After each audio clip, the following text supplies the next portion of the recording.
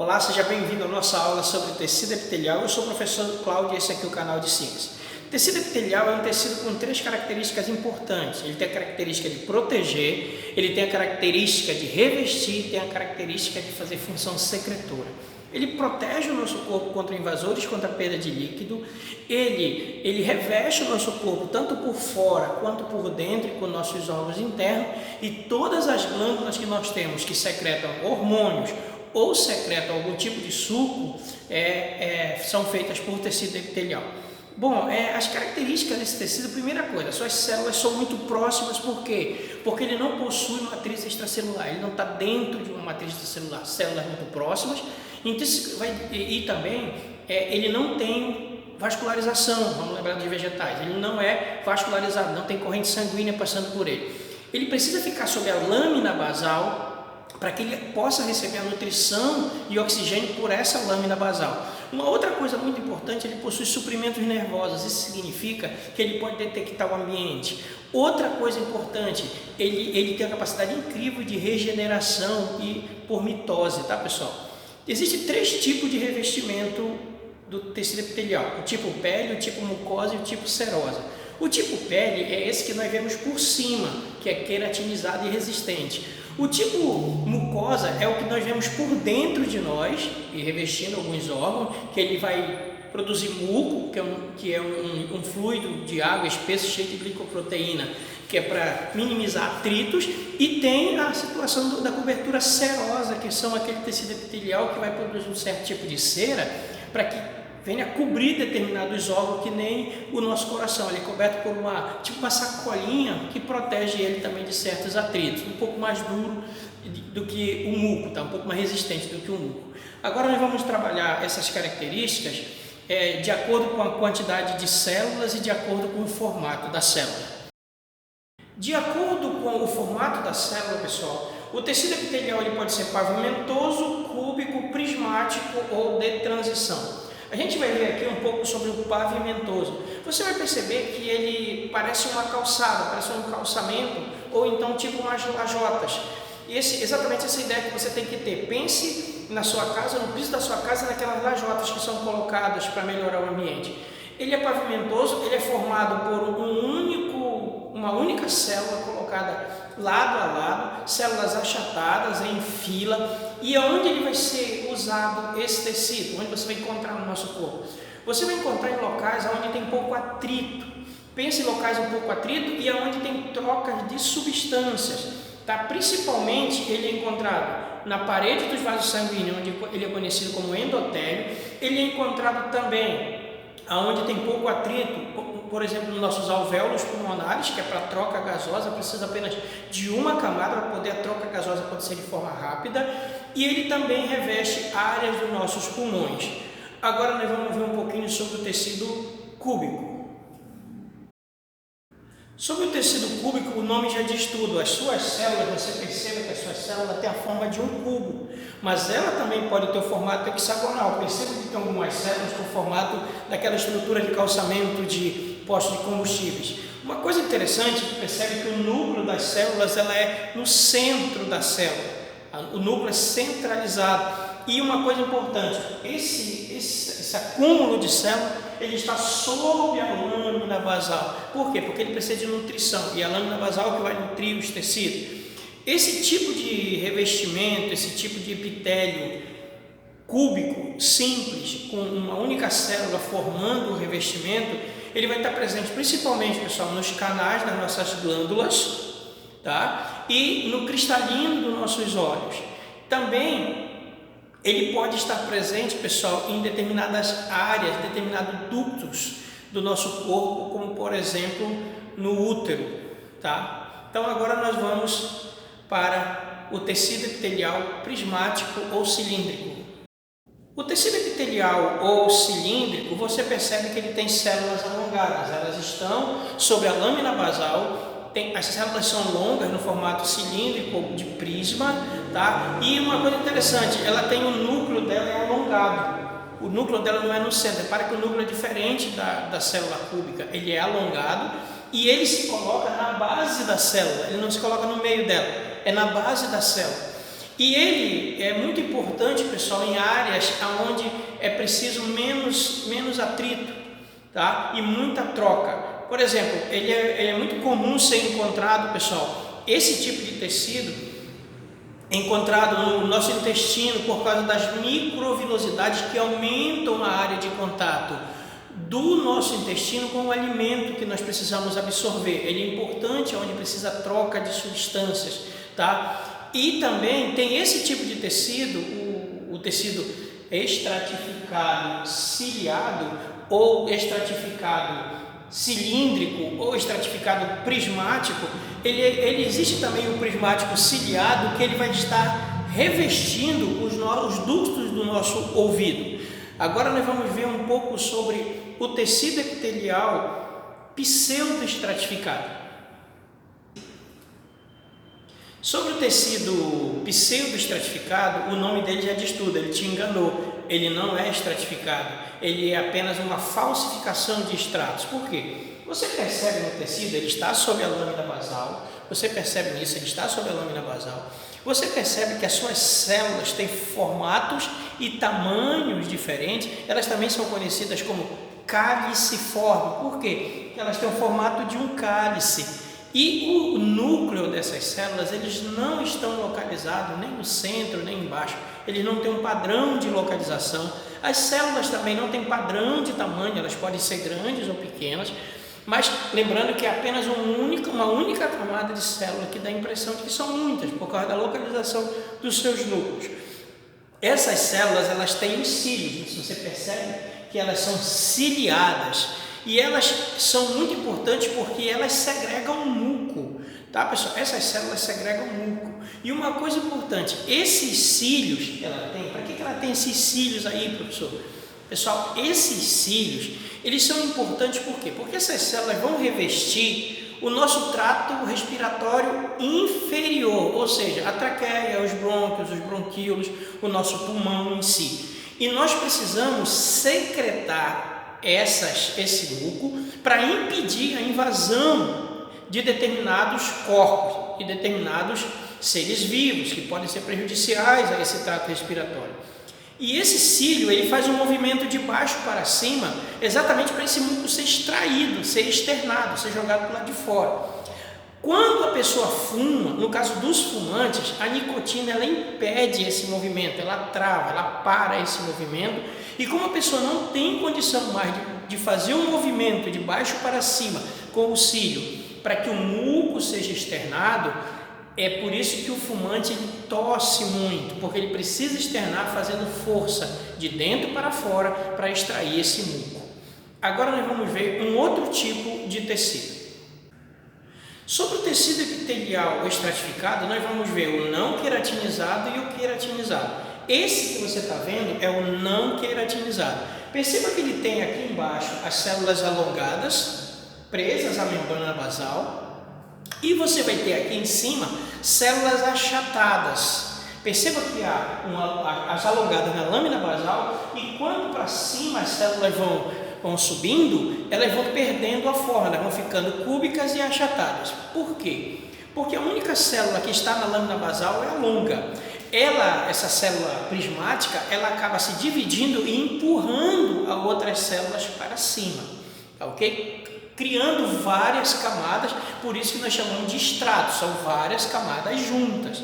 Perceba uma coisa interessante, este tecido aqui, ele não tem queratina, significa que ele permite a oxigenação, ele permite o fluxo de oxigênio e absorção de substâncias. Uma coisa muito importante dessas células é que elas servem para proteger determinadas áreas do nosso corpo que sofrem muito atrito.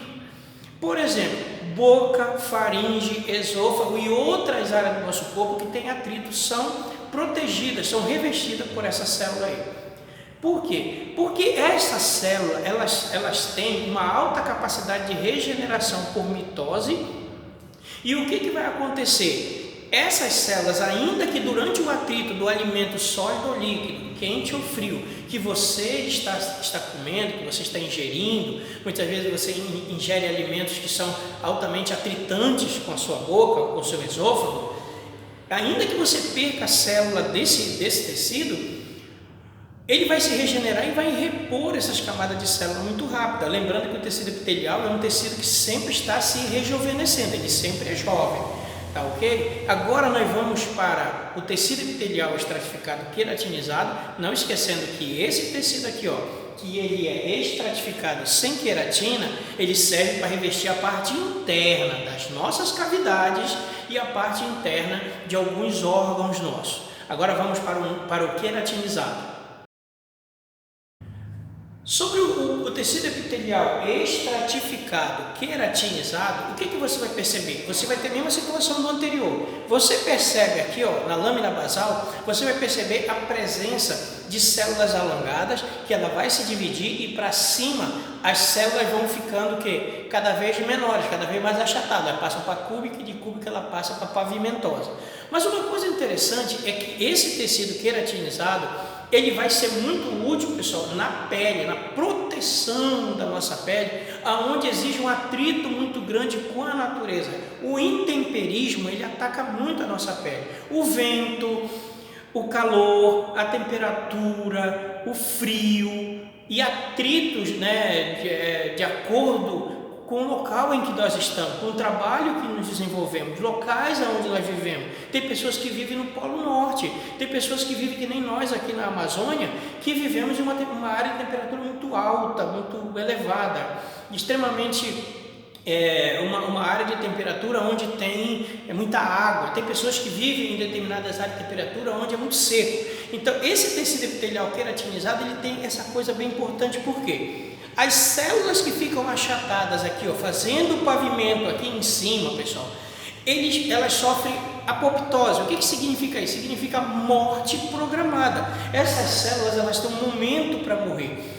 E quanto mais vacinas elas vierem, elas vão produzindo muita queratina, tá? Elas vão produzir essa proteína chamada queratina. E quando elas morrem aqui em cima, aqui na parte de cima, tá vendo o pavimento aqui? Esse pavimento é queratina. São células mortas, queratinizadas, que vão impedir a saída de água, vão impedir a perda de água do nosso corpo, mas também vão impedir que agentes externos também penetrem o nosso corpo. E o interessante desse tecido epitelial estratificado queratinoso é que, de acordo com a forma que ele é tratado pelo ambiente, ele pode produzir várias camadas de queratina. É o caso das pessoas que trabalham manualmente, que elas têm calo nas suas mãos, né? Elas têm calo em determinadas áreas do pé. Perceba que às vezes quando você calça um sapato, depois de um tempo aquilo vira um calo. Ou quando você trabalha com determinado equipamento, depois de um tempo aquilo cria um calo. O que é? São peles, áreas queratinizadas que aumentam essa camada aqui de cima. Tá certo? Agora nós vamos trabalhar um pouquinho com um outro conceito. Sobre o tecido de transição, pessoal, é importante que a gente entenda que esse tecido, esse epitélio, ele é formado por células cúbicas. Acontece que em determinados momentos esse tecido pode mudar. O exemplo aqui é a bexiga. Quando nós estamos com a nossa bexiga vazia, a célula do epitélio ela é cúbica. Mas no momento em que a bexiga ela vai enchendo, o que vai acontecer? Ela vai expandindo, forçando essa célula do epitélio a esticar, ficar alongada. E como ela vai ficando alongada, ela vai mudando o seu formato, chegando até ficar pavimentosa. Mas aí a gente tem que fazer as nossas necessidades fisiológicas, nós vamos esvaziar a nossa bexiga, e aí o que vai acontecer? A célula vai voltar a ser uma célula cúbica. Por isso que ele é chamado de tecido de transição. Tem momentos que ela está cúbica, tem momento que ela está alongada. Agora vamos para um conceito muito importante, que são as nossas glândulas, o nosso tecido epitelial glandular. Nós precisamos agora falar um pouco sobre o tecido epitelial glandular. O que é isso? É o tecido que forma nossas glândulas. E as glândulas, elas existem três tipos de glândulas. Nós temos as glândulas endócrinas, nós temos as glândulas exócrinas e nós temos as glândulas que fazem os dois trabalhos. Vamos para as glândulas endócrinas. Você percebe aqui no bonequinho, aqui na imagem, você percebe que você tem várias glândulas. A paratireoide, a tireoide, a adrenal, o pâncreas, o testículo, a glândula pituitária, que é a hipófise. Então, nós vamos ver quais são as endócrinas e quais são as exócrinas.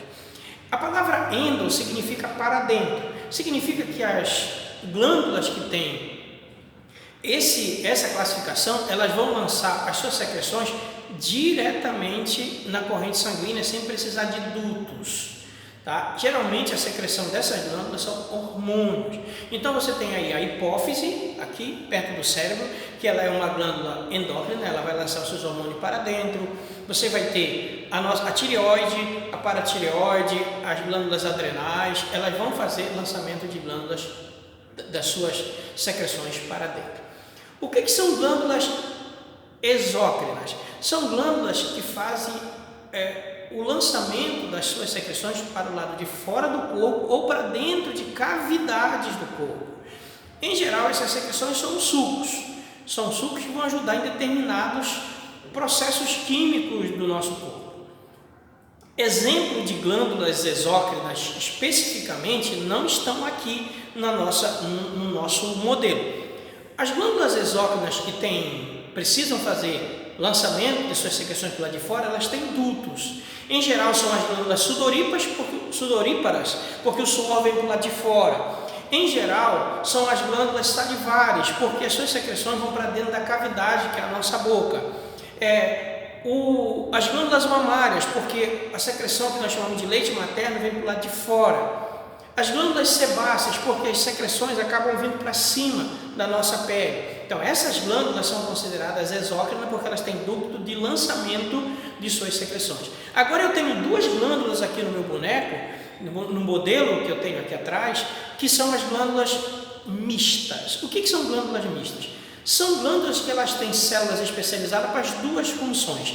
Elas podem produzir hormônios para ser lançado diretamente na corrente sanguínea, classificando essa célula como endócrina, mas elas também podem produzir secreções que podem ser lançadas para de fora do corpo ou podem ser lançadas para dentro de determinadas cavidades ou determinados órgãos. Pegar um exemplo aqui é o pâncreas. Pegar o pâncreas como exemplo, ele é considerado uma glândula mista por quê?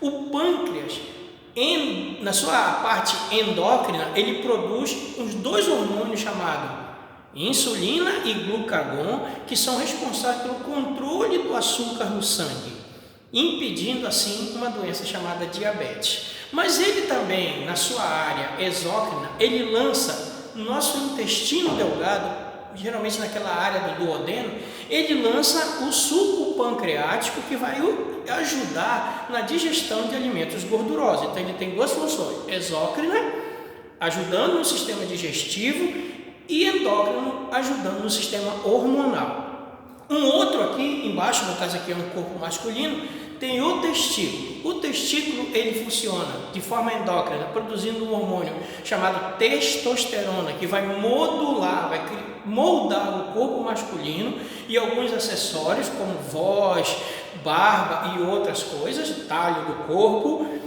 Mas de forma exócrina ele vai produzir o quê? Os espermatozoides, que terão que ser lançados para fora do corpo para acontecer o processo reprodutivo da espécie humana. Então, um grande abraço, eu espero que você faça uma boa revisão, e isso aqui é uma recuperação paralela da aula que já foi dada no sistema do governo. Um grande abraço e bons estudos para você.